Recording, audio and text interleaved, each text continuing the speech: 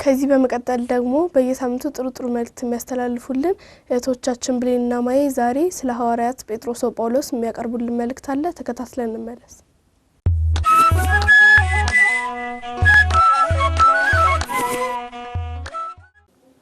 በስመ አብ ወወልድ ወመንፈስ ቅዱስ አሐዱ አምላክ አሜን። እንኳን ለጴጥሮስ ወጳውሎስ ዓመታዊ በዓል በሰላም አደረሳችሁ አደረሰን። ሰላም ጤና ይስጥልን።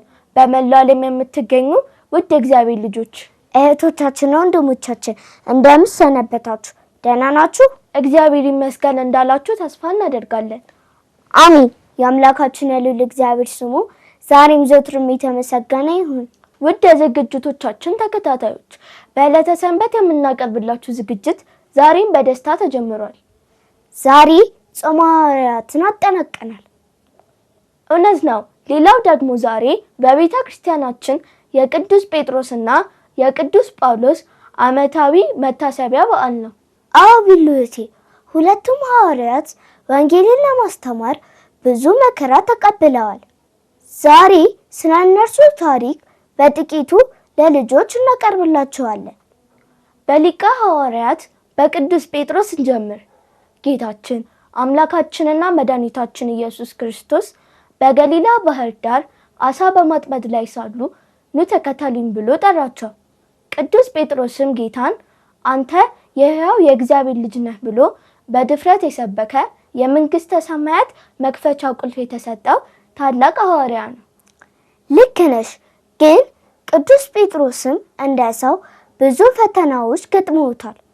ባህር ላይ ነፋሱን አይቶ ተጠራጥሮ ሰጥሞ ነበር። ከዚህም በላይ ጌታን 3 ጊዜ ትክደኛለህ በተባለው መሰረት ክዶት ነበር።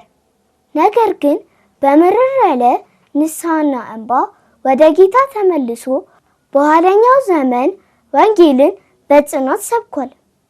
መጨረሻቸውስ ምን ሆነ? የሮሙ ንጉሥ ኔሮን በክርስቲያኖች ላይ መከራን ሲያደርስ ቅዱስ ጴጥሮስ በሮም ቁልቁል ተሰቅሎ በሰማዕትነት አረፈ።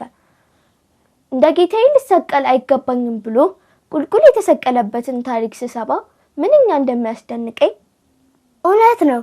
አሁን ደግሞ ስለ ቅዱስ ጳውሎስ እንናገር። ቀድሞ ሳውል ይባል የነበረው ጳውሎስ ክርስቲያኖችን የሚያሳድድ ነበር። ነገር ግን በደማስቆ መንገድ ጌታ በብርሃን ተገልጦ ሳውል ለምን ታሳድደኛለህ አለው። ከዚያ በኋላስ ጳውሎስ ወዲያውኑ ተለወጠ። ለጌታ የተመረጠ ዕቃ ሆነ።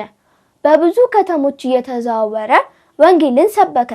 14 መልእክታትንም ለመጽሐፍ ቅዱስ ጽፏል። አሁን ቅዱስ ጳውሎስም በኔሮን እጅ በ65 ዓመተ ምህረት በሮም ከተማ አንገቱ በሰይፍ ተቆርጦ ሰማዕትነትን ተቀበለ። ሁለቱም ሐዋርያት ሐምሌ 5 ቀን ያረፉት። ቤተ ክርስቲያናችንም በታላቅ ክብር የምታስባቸው ለዚህ ነው። ምንኛ እድለኞች ነን! የእነርሱ መታሰቢያ በዓል ሲመጣ ታሪካቸውን እናስታውሳለን። በየዓመቱ ሐምሌ 5 ቀን የእነርሱ በረከትና አማላጅነት እንዲያድርብን እንማጸናለን። ሙሉውን ታሪክ ደግሞ ማንበብ የምትችሉ መጽሐፍ ቅዱስ ላይ አንብቡት። ማንበብ ያልጀመራችሁ ደግሞ ታሪኩን ወላጆቻችሁ እንዲያነቡላችሁ ጠይቋቸው። የቅዱስ ጴጥሮስና የቅዱስ ጳውሎስ አማላጅነት በረከት አይለየን። አሜን።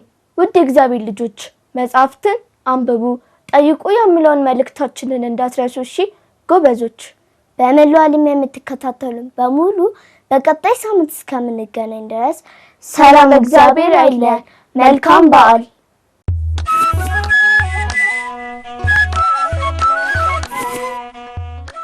ውድ እግዚአብሔር ልጆች ከመልእክቱ ተመልሰናል። መልእክቱን ላቀረቡልን ለእህቶቻችን ብሌንና ማዬ እግዚአብሔር አምላክ ቃሉን ያሰማልን።